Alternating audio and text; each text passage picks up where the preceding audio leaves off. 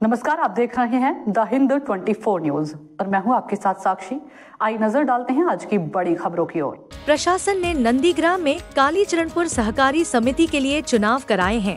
Police ने सुरक्षा कारणों का हवाला दिया है। कालीचरणपुर ही नहीं, कई दिन पहले नंदीग्राम में त्रिपुर सहकारी समिति ने भी इसी कारण से चुनाव रोक दिए थे। प्रशासन द्वारा एक के बाद एक सहकारी चुनाव रद्द किए जाने के विरोध में विपक्षी नेता नंदीग्राम थाने के सामने एक विरोध रैली में शामिल हुए। इस रैली में शामिल होने से पहले उन्होंने नंदीग्राम बस स्टैंड से नंदीग्राम थाने तक विरोध मार्च निकाला। গৌতম সরকার তো তৃণমূল করে 2000 টাকা করে ঘুষ নিয়ে রোহিঙ্গাদের নাম তুলেছে।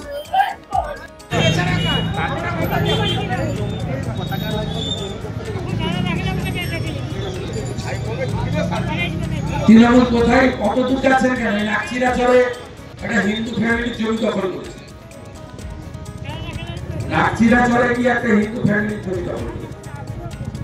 তৃণমূল মানে চুরি, লুট, দখল। আমরা দলটা করেছি, আমরা জানি। ওগুলো দেখে ঘৃণার সঙ্গে থুতুটা ফেলে দিয়েছে।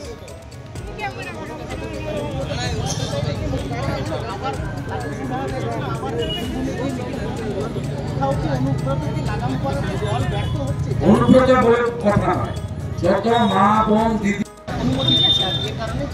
ওনার কথার উত্তর দেব, ওনার কথার উত্তর দেওয়ার আমার দরকার। ওনার সম্পর্কে সবাই জানে।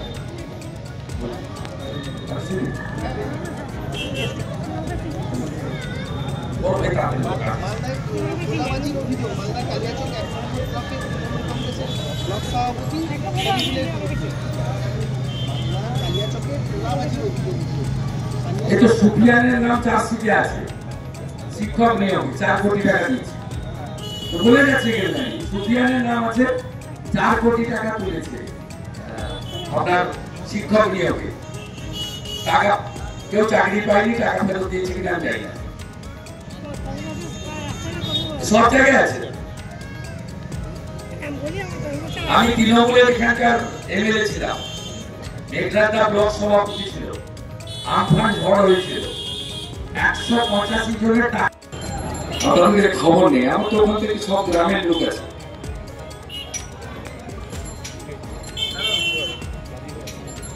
ওই মহিলাটির নাম সুদেশ না, ওর স্বামী ওখানে মুরগি মাংসের ওই মুরগি কেটে বিক্রি করে, সরকারি জায়গায় দোকান।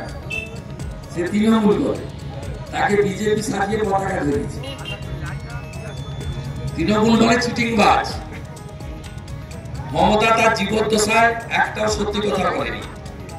এখানে নন্দীগ্রামে 12 সালে 14 মার্চ প্রথম মুখ্যমন্ত্রী হয়ে সীতানন্দ কলেজ মাঠে এসে বলেছিল শহীদদের স্মারক বানাবো, গোকুলনগরে ক্লাস 1 থেকে 12 একটা রেসিডেন্সিয়াল স্কুল বানিয়ে দেবো, সোনাচূড়ায় পলিটেকনিক কলেজ বানিয়ে দেবো।